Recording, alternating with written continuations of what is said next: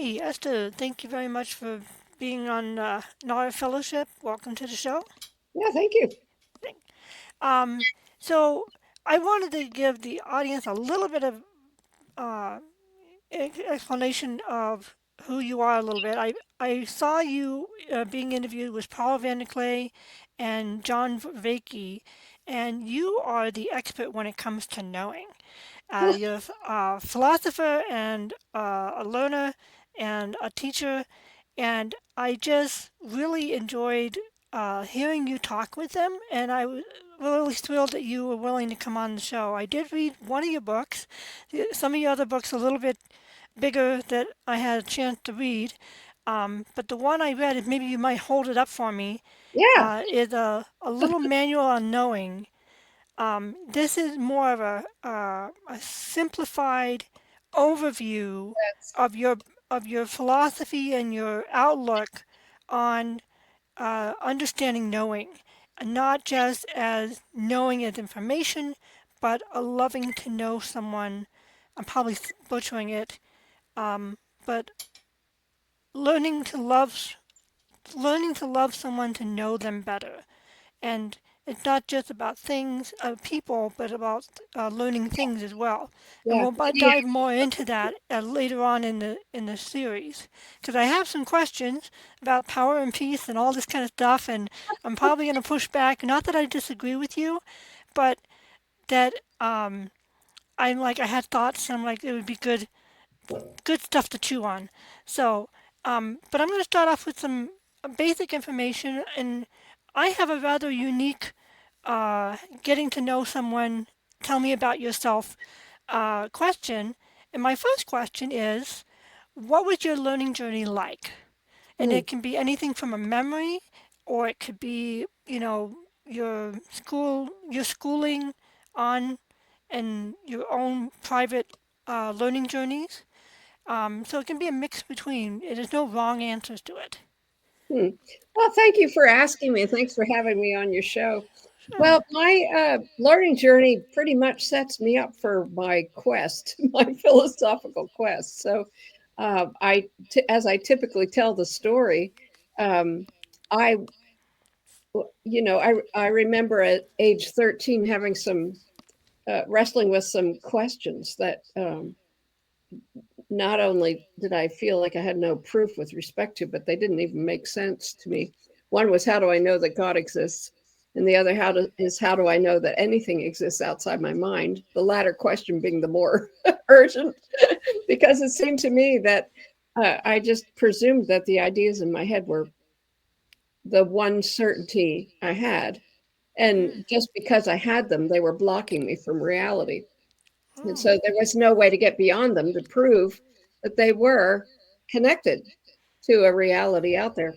So I thought it was a weird question, and I kept it to myself. And it's not like I learned about that in school or at church, but that just seems like an obvious problem to me. So it took a few years till I was able to read the work of Francis Schaeffer. I don't know if you know his work, but it was formative for lots of people my age. And it was as I read his work that I realized that my questions were philosophical. And I was certainly not in a school or a church or a family that talked about philosophy. So that was just entirely new. And then it took me a few more years to find out you could study philosophy. So Oh. by the time I found that out, when I found that out, it took me 12 hours to change my life to Mm. go study philosophy, because it seemed to me that these were the most important questions because they shaped everything.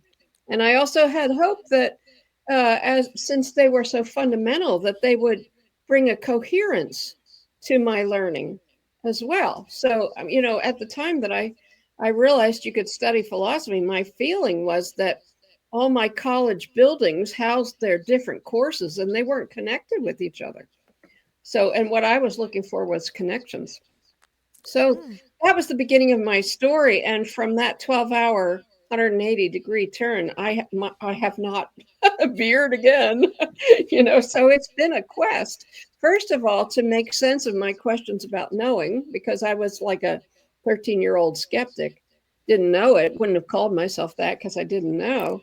But then, so to offer a responsible account of knowing, and then having done that, to trust reality enough to talk about reality, talk about the real. So that's the arc of my books. When you read my books or look at my books, which you can do on my website, you can get little synopses, starting from the one called Longing to Know. That's the first book, 20 plus years ago. You can see that my quest has been to understand understanding, and then to connect with reality, which I think is worth everything. Yeah, it's, I really appreciate you going a nice arc there of like your trajectory. My second question is a little bit like it, and maybe we can go more in depth on your learning journeys. Basically, is what are your learning pursuits, personally and professionally? And you kind of touched on that, Yeah. knowing, figuring out how do I know the reality is real, Hmm. um, and also understanding Yeah. and connectedness of different disciplines. Yeah. Um, so maybe Yeah. you You can go said more it in depth well. on those. That was a great summary, Valerie. Okay, okay, yeah, Yeah. Yeah, that was good. I do. Perhaps I can add a bit more coherence to it. yeah. I don't know what your religion is, but mine has been as a Christian believer, and in the Calvinian tradition too, the tradition of John Calvin, who it's kind of a generic idea in Calvinism that all knowing is knowing God, knowing yourself, and knowing the world all in one fell swoop. So your entire journey, and this is really how I sense it, is my quest has been my love of God too. So they've all, if they were disparate at one point, they sure aren't now. It just seems to me that reality is his, and in some form or other. And if I'm after reality, I'm after him. And so that's a quest of love, and very worthwhile, obviously. So I don't know if that speaks to your looking for more depth on what I was. Sure. Um, so would you say it sounds like they're both your quest for understanding if reality is real and understanding itself and understanding um, your relationship with God and pursue Him through the lens of reality um, is all very personal and it kind of became professional as time went on through writing your books and stuff. That's a good question. Well, when you study philosophy, the common thought is there's nothing else to do as a result of that training but to teach it. So that suggests that you're going to have a profession in philosophy, which I eventually did. But I really have made an issue of philosophy being for everybody and living the philosophical life being for everybody, and that's Hmm. how I write my book. So yes, if you're going to teach philosophy, then you've got to go get a PhD, because you can't teach if you don't have a PhD. Uh, So that professionalized my quest. and okay. and then for many years I was a mom at home, so I wasn't working full time. But eventually at Geneva College I did work for several years as philosophy faculty, which Hmm. I say made an honest woman of me. I finally became a professional philosopher, and Cool. it's been my privilege to have that in my kind of my repertoire, but also now to be emeritus faculty. So I can devote myself to writing books, which is my way of engaging reality. And it's my process of discovery. So that I get to do that is pretty sweet. So Sorry about that. I had to blow my nose. mhm. Um, yeah. So, let me go on to the next. Um, this probably is a simple yes. Um, but what have you learned that gives you meaning? Does learning all this give you meaning? Is there other things in addition to it, like being a mom? Um, Sure. My next book is called The Mother's Smile. oh, And, interesting. and its subtitle is Philosophical Formation in the Welcome of Mothers and Friends. Huh. So, and it's a further, maybe looking at a particular aspect of my philosophy as I've developed it. So, what I've done over the years is first I had to work out a responsible account of how we know that addressed my questions. And so, most of my work has been ex- developing that first in longing to know and then in loving to know. And little manual that you read is just like the cream off of the top of loving to know. Yeah. And then contact with reality was my dissertation, made less embarrassing and hopefully more readable. But also, that's been what my quest has been for. So in Doorway to Artistry, that's more both about reality and about knowing. But I'm just going at this philosophically. But what I have felt is that my weird questions that I had were in the water of what I call modernity, so the Mm-hmm. modern age, which begins in the 1600s and persists to the present and is only growing more strident.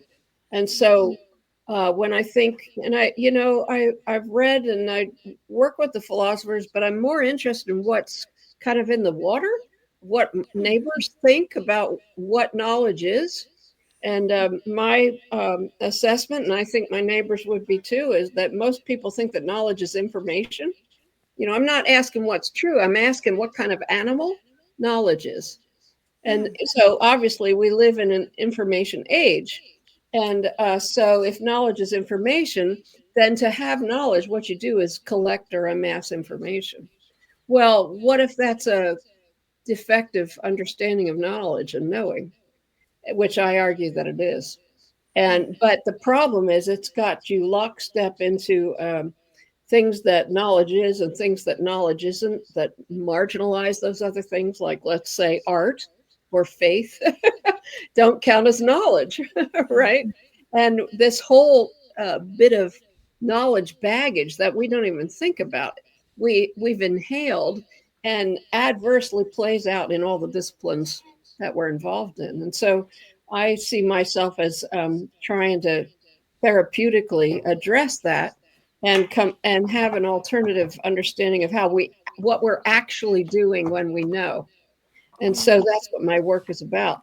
And what I've developed, thanks to people like the philosopher Michael Polanyi, that I did my dissertation on, he had a proposal about how scientific discovery, what's involved in the knowing there, that really freed me from that defective understanding of knowledge as information, and really dispels that. And so I see myself as trying to communicate that to as many people as I can to heal them so they can see what they're actually doing when they know. And so obviously we're going to be better at it, Yeah. if What we are not is misdescribing what it is that's going on when we know. like gathering, collecting all this stuff about knowledge, everything from the 1600s to the gentleman that you named.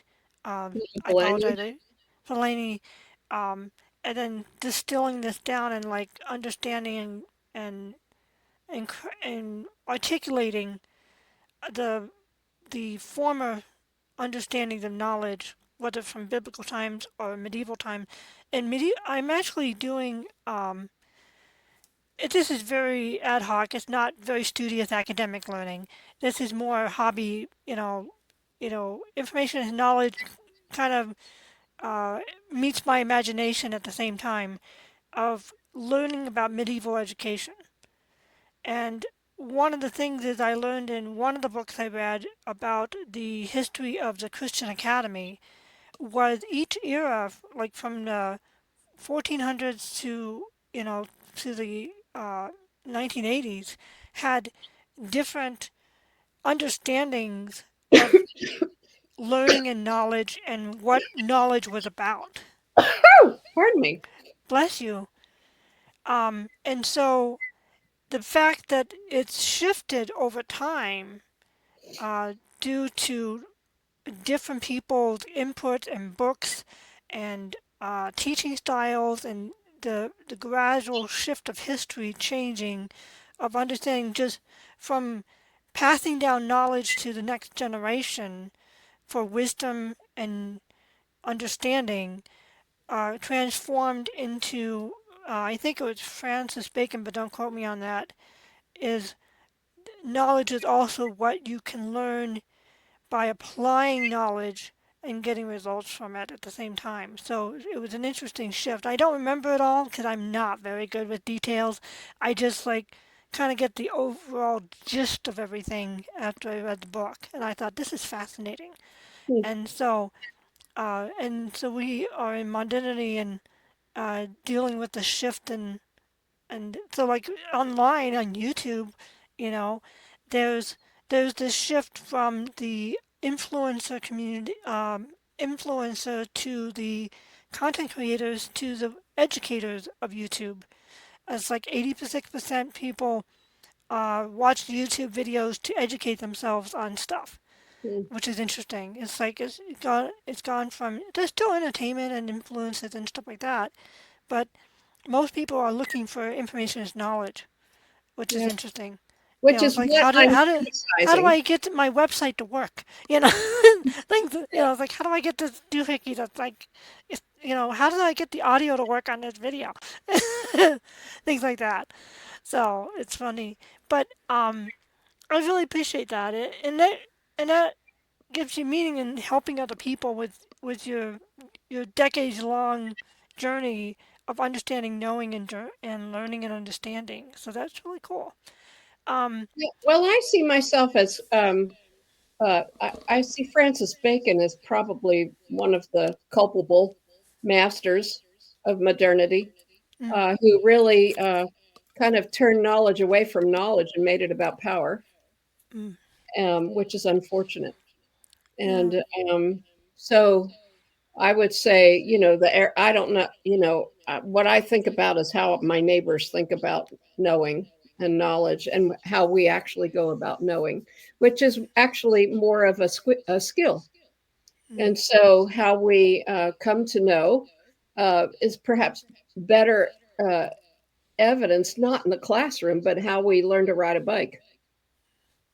So I spent a lot of time talking about stories like that. So how we go from not knowing to discovering how to know, and it's always a skill based sort of a thing. So that's I present that in all my books in little manual. It's chapter 4, mm, subsidiary focal integration, yeah, and it's what we're doing, whether we think knowledge is collecting information or not. The fact is, knowledge isn't collecting information, it's yeah, relying on an array of things that we can't put into words that we then rely on to invite a, a pattern to come and make sense of it. So that's a little bit of what subsidiary focal integration is about. thank you for explaining that. Yes, it was I the words are hard for me to pronounce, and I knew that was a integral part of your book and in your books and your learning journey yourself. And I'm like, I don't think I could be able to read it. 'Cause Well, I can I've say it a I little have bit trouble. more I than I that. can I find information and details interesting, but I don't retain them as well.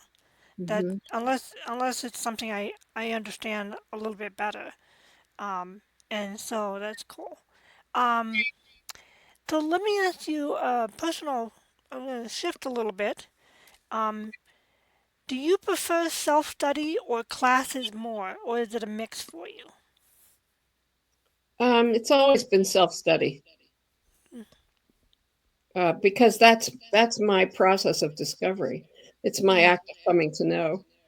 mm, So, really, the reason I got into the whole thing was because of my questions, right? And so, all that I've done has been to the end of responding to my questions, which I felt were the most important questions. mm. So, um, yeah, So my next Make question, sense of I'd that. like to. My next question after that is going to tie into more of the why those questions were so integral to you, and maybe we can go more in depth on that. But the next question is, what challenges do you need to overcome, and what's holding you? Okay, that's not the one I wanted to ask you. So that's the next question, but I'm going to skip. I'll skip to another one, and then we'll go back to that one.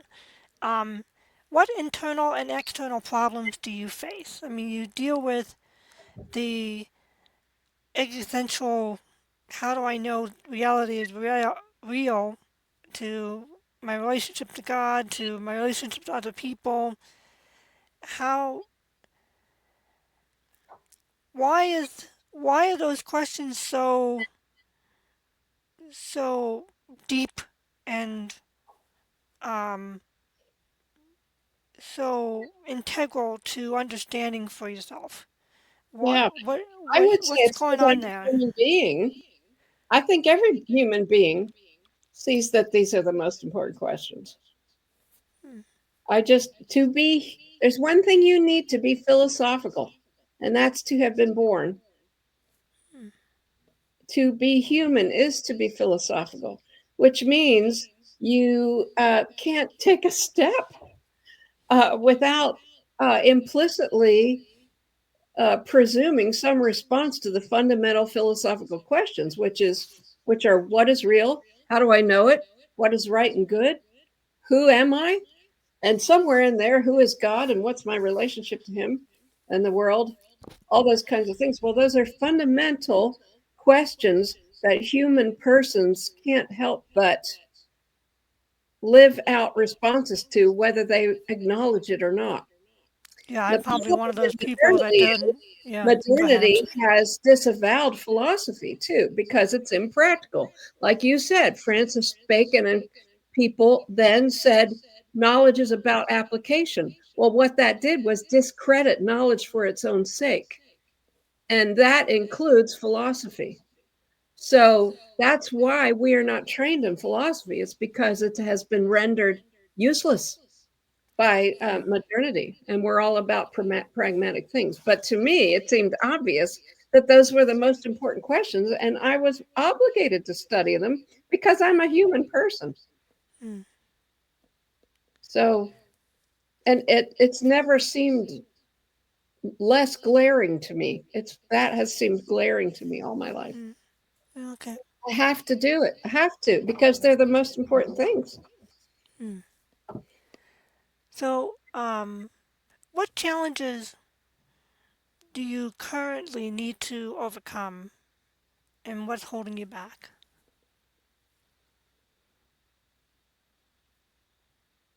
Well, my current challenge might be aging. Mm, Uh, Physically, some things are just not possible that used to be.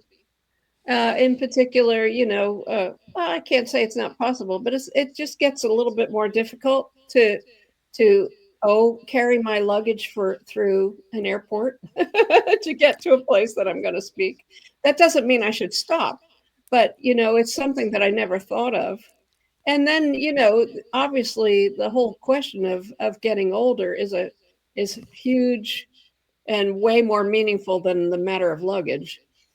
So how how do you want your life to end? What is a good end to your life, and how do you go about being faithful to live well in your latter years? And so that, I would say, that's my main challenge right now. It's a new one, mm. and but so maybe that was the first part of your question. What was the other? How I'm responding to it?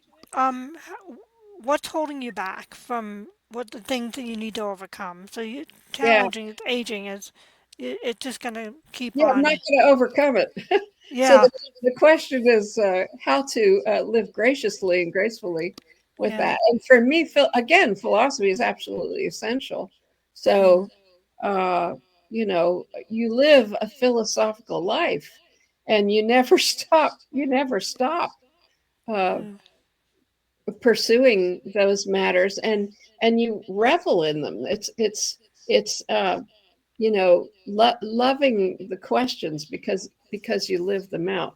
That I'm not saying it very well, but No, that's for okay. me now, I'm enthralled with reality, the very reality that I doubted when I was 13 and for many decades thereafter is my highest joy. So just to love flowers, you know, which I see as a philosophical matter. Obviously, I've got to take care of them, but how you value uh, creation, like the world, what kind of value you put on it, how you interact with it, is knowing. As I say in all my books, it's is it encounter? I believe it is. So it's a matter of intimate communion with reality. Well, so how can I do that well? And it continues to be my mission in life to help other people be faithful in this way because everybody's, all in a snit because of what we've inherited in modernity. If you think that knowledge is information, guess what? It disconnects you from the real. Mm, You are blinded myopically to reality. So mm, plenty of people that are enthralled with information don't think it's about reality, and they don't care whether it's about reality. It's simply a wall that prevents them. So scientists can say their work is just about organizing data. It's not about what's really there. Well, I have a problem with that. So, what I think what we're made for as humans is to be in communion, intimate communion with the real, which is a matter of encounter, right? Face to mm. face, mutually transforming encounter. And so I try to help people revise their lived philosophy so they can see that that's the best form of knowing. That's my job Yeah. as long as I'm able to do it. So let's take my next question. I'm gonna reformulate it to your your your your latest answer. Is what problems have you dealt with successfully? And so how have you dealt with the mental blinders that knowledge is information only? And how have you uh, successfully helped people to see that it is a loving to know the other, whether it be a person or it be a process or whatever it might be?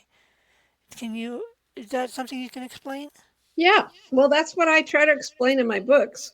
Mm-hmm. So, a key piece of it is always this idea of knowledge as subsidiary focal integration, where we rely on clues to focus on or shape or spy, discover a pattern that transforms the clues. And so you always have a two-level integrative structure for knowing. And when you think of bike riding, for example, your sense of balance on the bike would be an example of subsidiary awareness that if you were to stop and fixate on or focus on, you'd fall off the bike.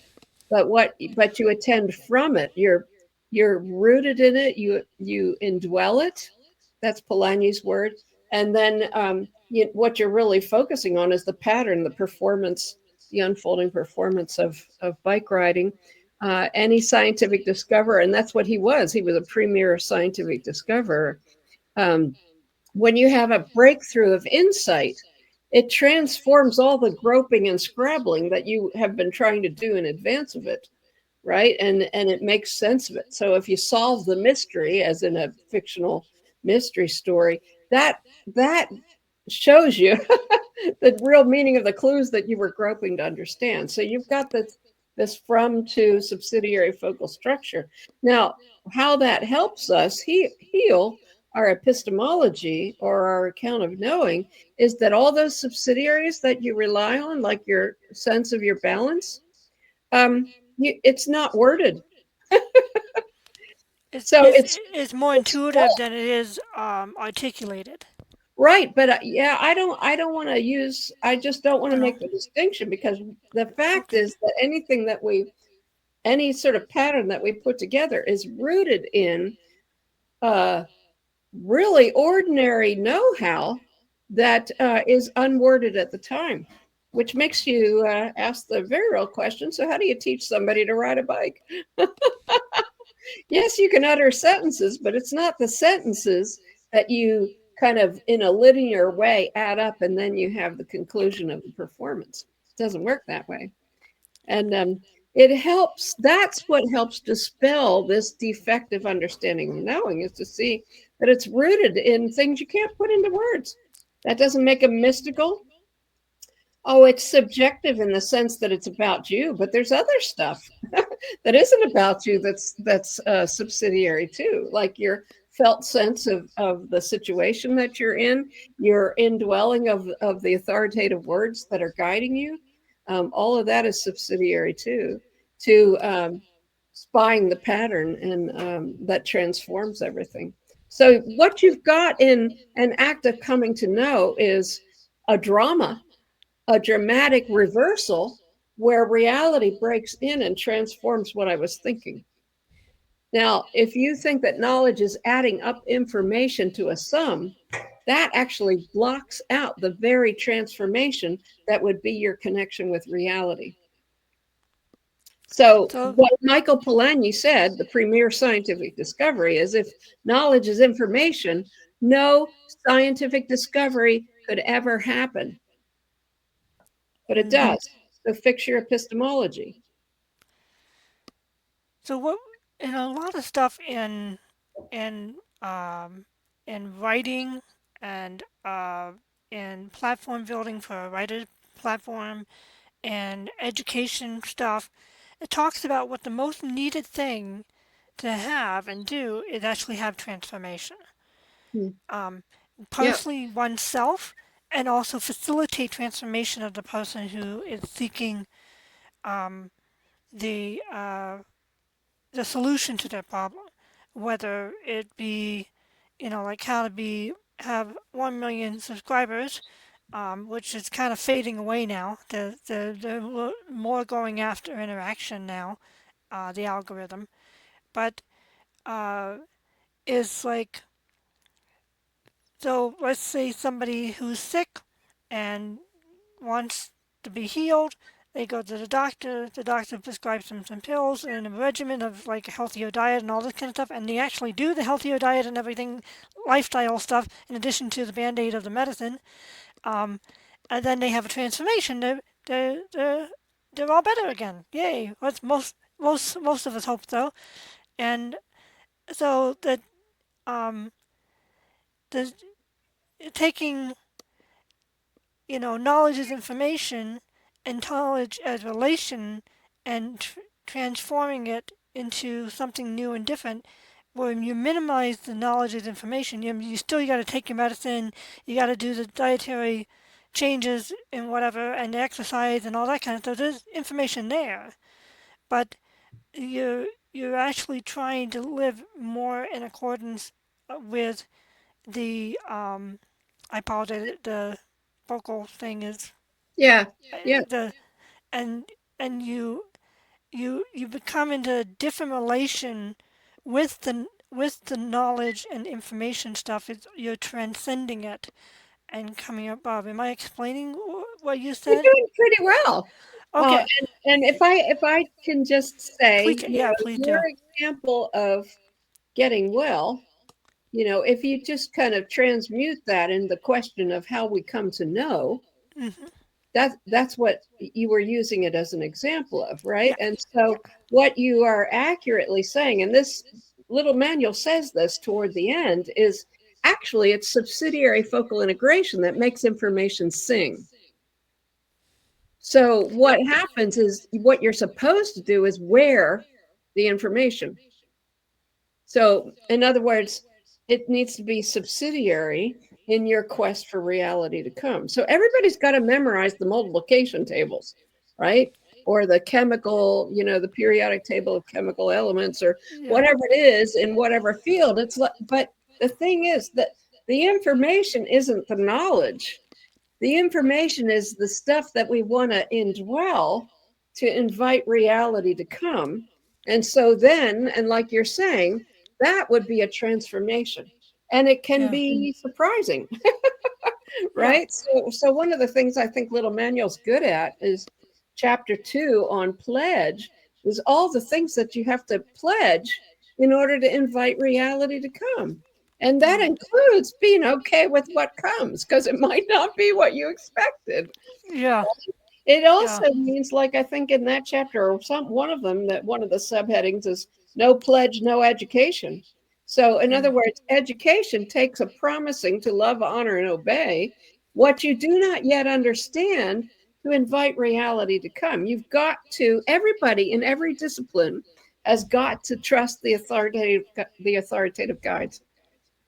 And I can remember all the classes I went to on that first day. When you go over the course description, it's like you're reading your students their rights. you know but it's at the end of that class, it's like they need to covenant or pledge to do what I've assigned and trust me with the outcome. Right. And if they don't, there's not a blooming thing I can do, Right. right? Because their consent and their pledge invites reality to come. So I think knowing, it helps to see that real knowing has these person-like and interperson features, pledge being one of them, invitation being one of them, indwelling. And then what you've got in, the gift part of Little Manual, I think is, let's see, encounter, transformation, dance, and communion. I don't know what the last four are, I think so. Yeah. but it's at that switch over from pilgrimage to gift. That's the moment of insight, the aha moment of insight, that you're invited into a larger world. And then you Mm. look back where you've come, but there's no way you could have stepped in a linear way, and somehow had it add up to something that you could prove.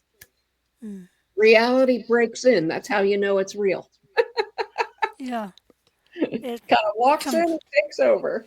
In Yeah. Longing to Know, I've got, I have, I don't know, lovely stories, I think, all through my books. But in Longing to Know, I tell about the copperhead snake. So, I I don't remember that. I apologize. I've only read the one book. yeah, it's in Longing to Know. So, Okay. my story is that my little girls, they were all, girls, and that's three of them. And one day they came running in behind my house in St. Louis. When I lived there, there was a woods. And they came running in from playing in the woods saying, "Mommy, Mommy, come look." And they ran me out into the woods, and they gestured down to the path in front of me and said, "Look." But they didn't tell me what I was supposed to be seeing, and I didn't see anything but leaves. But we had recently been to a little boy's birthday party that had been held at the nature center, and the forest guide had informed us that Missouri had two poisonous snakes, and one of them is the copperhead. And you can tell a copperhead by the Hershey Kisses marks on his back. Well, here I'm standing looking at these leaves down here, and I began to discern a series of very systematic Hershey Kisses. That's what I saw.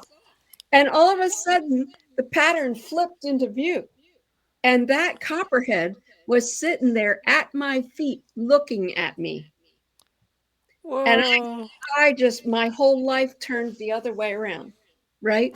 And here I Wow. am with my little girl standing right there. And I started squawking and grabbing them and running and all of that. And that copperhead was just sitting there. And what I did, I ran for my camera. I took pictures. I have the pictures. You can't see the copperhead. I know I took pictures. But anyway, see that in perception, it's like that too. It's like the pattern comes into view and it changes everything. And the fact that he and I were looking face to face at each other, I think, is often the way it is. It's when you have the aha moment of insight that you have this sense that reality was standing there staring at you saying, Well, here I am. Right. Yeah. Oh, that's That's a that's a great story. Wow. it, Nobody got hurt. Sorry, it froze you on know, you there. I've actually over my life had several encounters with copperheads. So Oh wow. that was just the first one. Oh man. So Wow. Yeah. so I'm like, there's an intimacy about us and reality that has been called into question by modernity. mm, But everybody who lives life, who cooks, who gardens, who takes care of their house, their car, their computer, all of that, there's an intimacy of a communion of relatedness. And that makes more sense of our ordinary knowing than collecting information.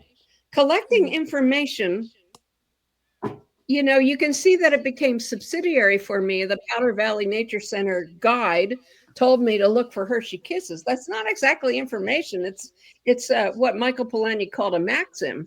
Here's how you know. But even so, the knowledge isn't the information. The encounter is. The mm. encounter is. And so Interesting. that's why I think that knowing needs to be seen as a pledged, mutually transformative encounter to the end of communion. That makes way more sense. It makes sense of knowing God, Mm, yeah. but it makes sense of your golf game, makes sense of your baseball playing, makes sense of every single discipline. Entrepreneurship, Mm. counseling, did I say that?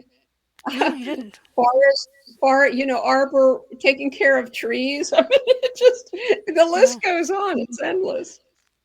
This Yeah. is how knowing works.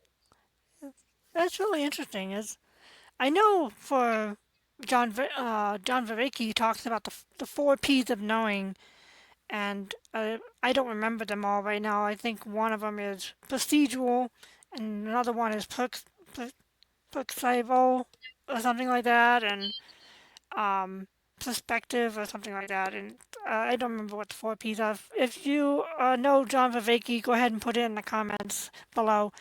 But um, but he talks about different states of knowing, of and you have different terms of how you talk about it. Knowledge is information, and knowledge is loving to know someone or something. Well, I don't Um, just think that what I say is knowledge. The idea that knowledge is information is a false ideal. okay. It's like not knowing. So for me, there's just one way that we come to know. Now Mm, there's lots of things involved in it. Like I said, what you want to do is you do want to memorize the periodic table of chemical elements, the chemical period, however you say it. yeah.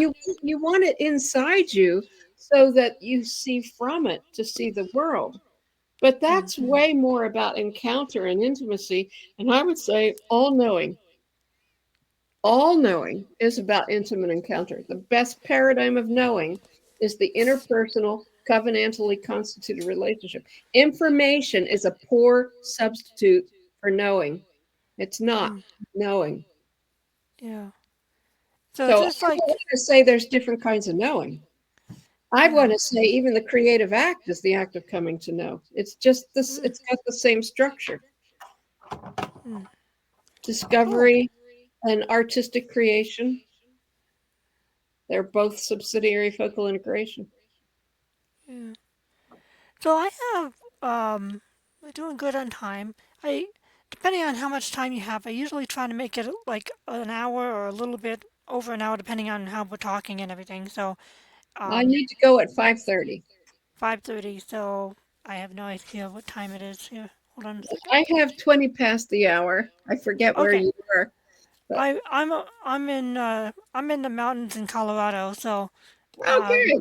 I'm at 3:21, so I'm Okay. doing great on time. But so let me go off script of my questions and talk about this information and knowledge and loving to know thing a little bit more. I wrote notes down. I can't read them right now because sometimes it's hard to read. Um, but one of the things here, I have a quote here that kind of is a summary of from chapter 8, which is shalom. Um, and if you don't mind, I'm going to read it out loud, and then I'm going to talk about my little pushback thing. Not that I disagree with you. It's just I think it's because I read only the one small book, and you probably deal with this more in some of the other books like Longing to Know and Loving to Know. Um, so I just would like to talk about it more in depth. Um, so the quote is, "A knowledge is information approach is about results, performance, control, outcomes, success, power, wealth, consumption. The loving in order to know approach of this little manual is about results of a noticeably different sort. If we love in order to know, we know for shalom, resolution, healing, relationship, joy, peace, and better outcomes." So that's kind of a nice quick summary of what you've been explaining. Um, and here's my little pushback.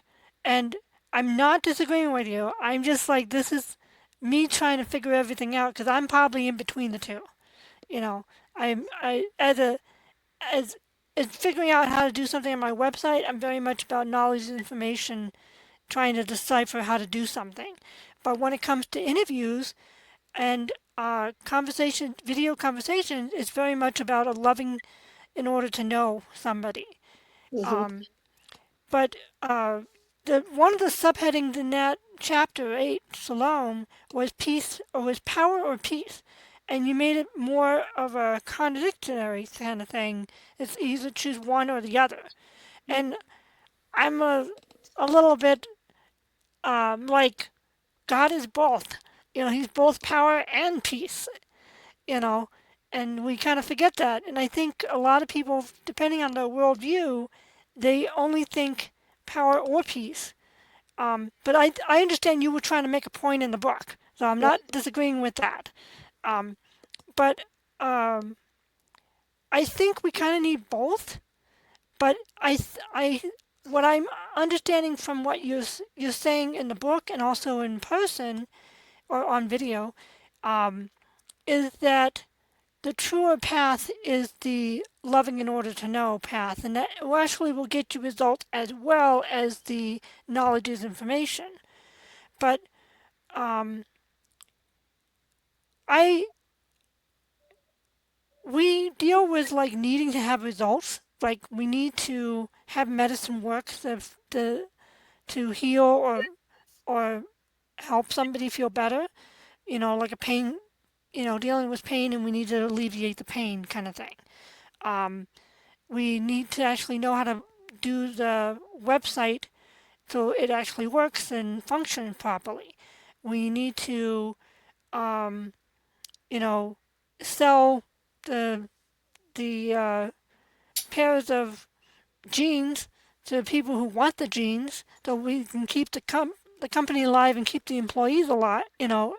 Uh, paid and have the business function as a business because they need cash, kind of thing. So I understand where it's coming from, results and needing to get results, and so I'm not dismissing that, but I'm very curious of like how do the results come better with the loving in order to know, how the better income outcome. So you see my dichotomy. So I'm curious to hear your thoughts. I'm sure you've written it in your other books, but I haven't had time to read that yet. So is that Thank you something for we your can explore? question.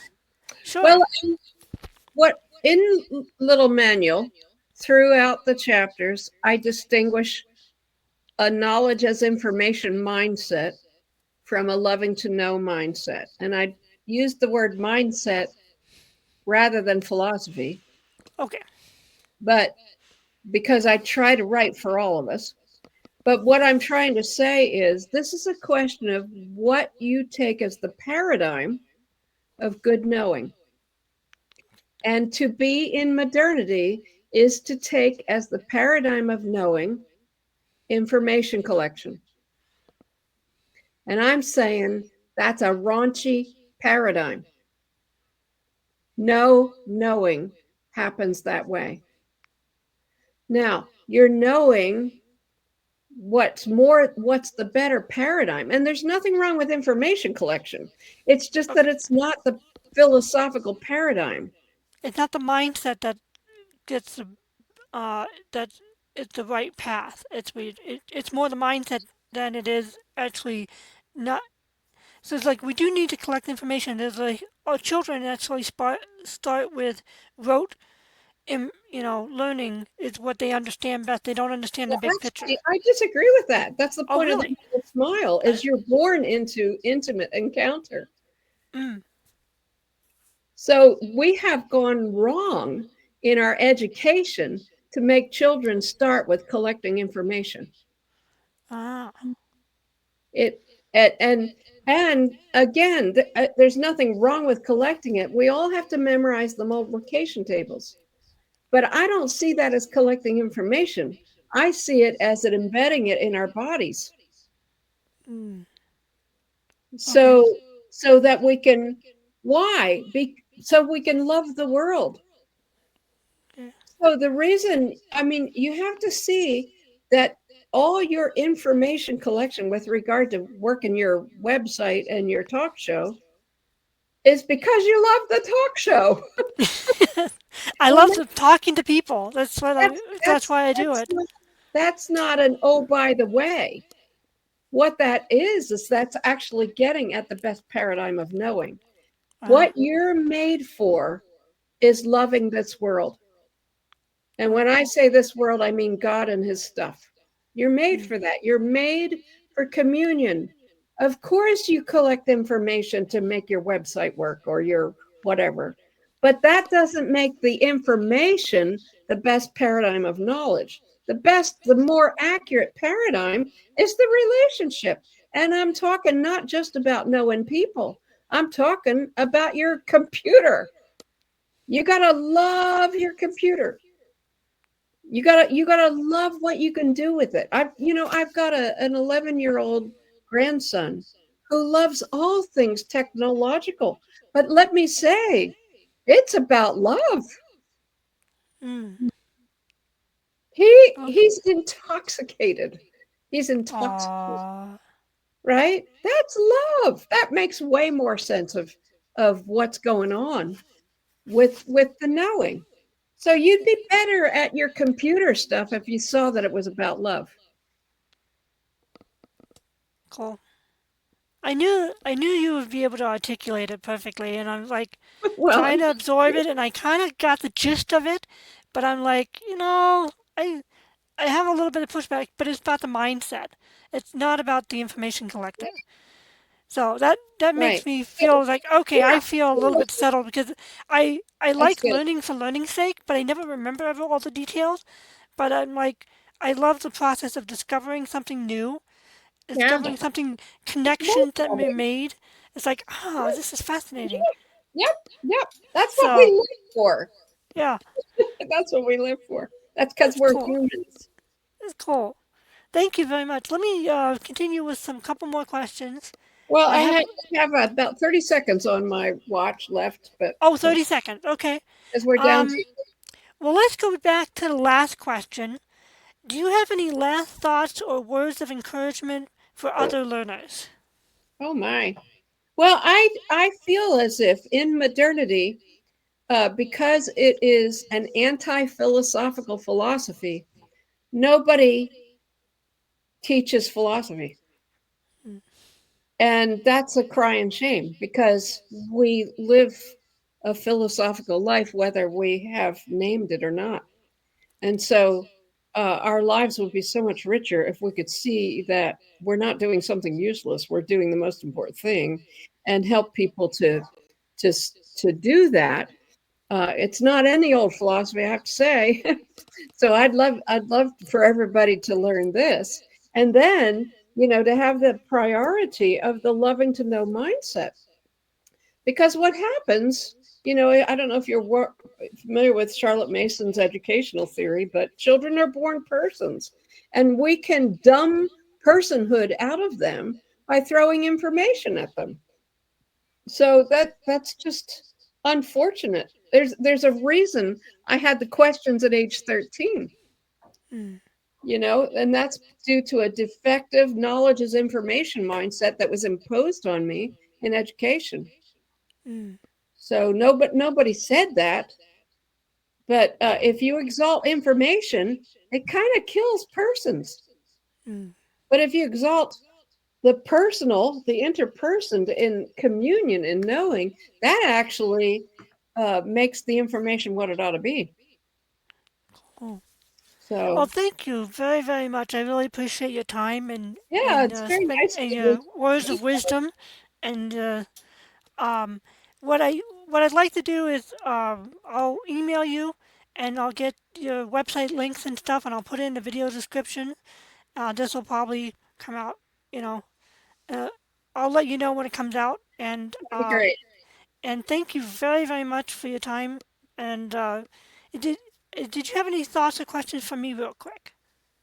Not that I can think of, but Okay. thank you so much for You. inviting me and sharing me with your audience. Oh, thank you very much. Well, take care. All right. Bye Bye bye. bye. Bye bye.